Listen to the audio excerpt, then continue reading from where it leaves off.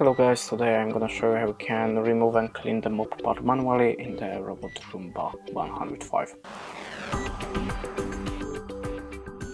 So in the first step we have to remove the mop pad.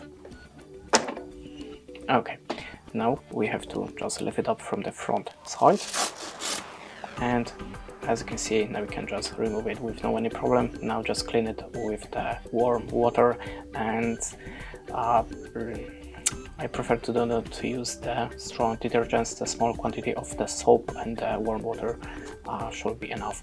Then just dry it and put it like before. So start from the middle part of this element and just insert it.